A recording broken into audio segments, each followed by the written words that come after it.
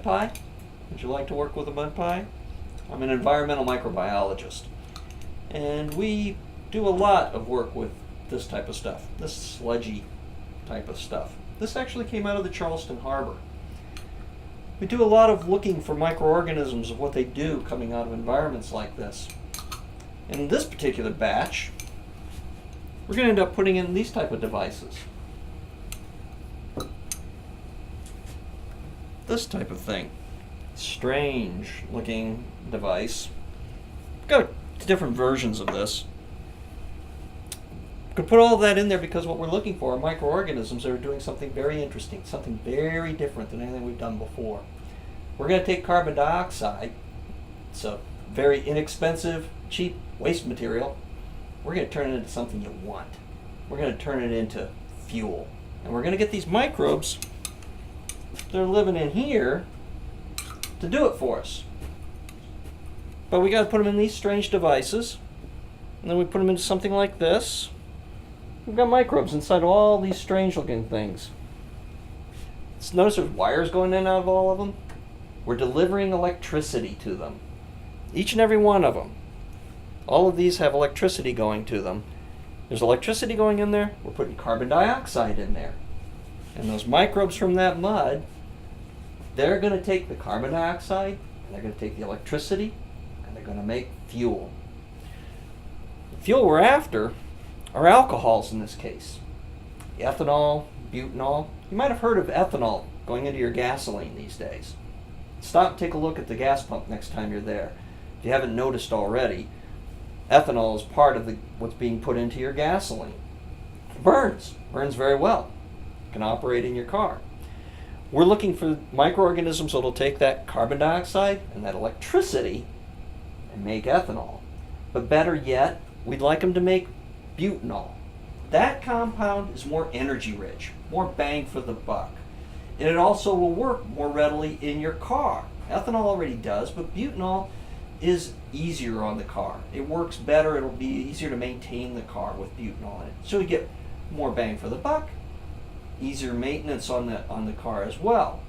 Well, the mud, such as what we got out of Charleston Harbor, isn't the only place that we go looking for these strange types of microorganisms. Actually, we'll look for anywhere in the world. We've been going off into places such as in the Bahamas where there's some high salt environments. But we've also been going close to home, just like the Charleston Harbor. We've recently been out to a brewery to get some samples to look for microorganisms that can perform these reactions and make these fuels from carbon dioxide.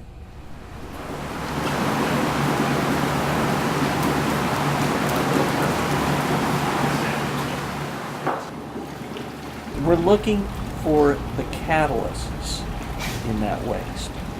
It's not as if we aren't looking at a process to convert waste. We're using the waste as a source for the microorganisms. We can grow more of the microorganisms once we find the useful ones. And that's where that comes in.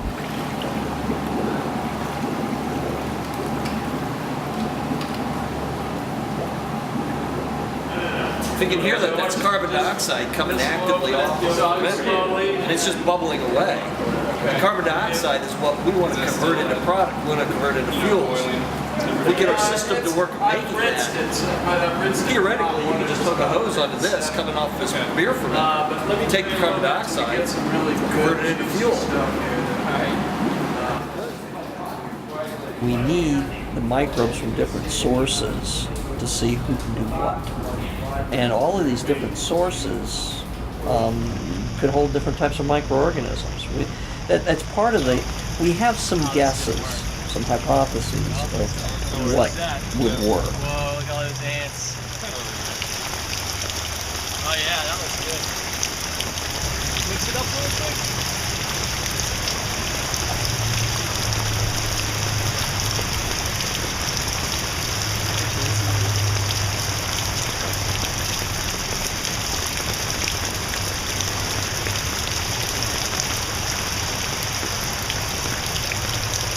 Very acidic. It's about 4.5 or a lower. Well, that's good for inducing butanol formation. Right. Thermodynamics are good on that one. bring on the treatment after the cleaning process. If you can get where the fire ants are, it's really, really deep back there. It's good stuff. Yeah. So they've got, I thought they throw base into it at times too. So they sterilize with base and acid, I believe, at different points in the process. So it just depends on what came through. Looks like it, yeah. I'm glad you thought to bring the pH bagel.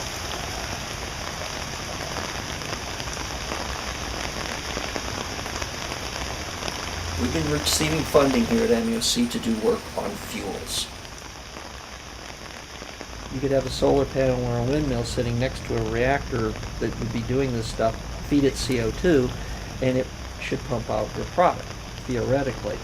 So your product then will come from the CO2 being fed, or microbes are taking those electrons off the electrode. You're going to start seeing this type of process, producing something by electrosynthesis to make fuels. You're going to start seeing it on the street where you purchase your fuels. So this is going to pan out and really change the game, okay, of the way we do things.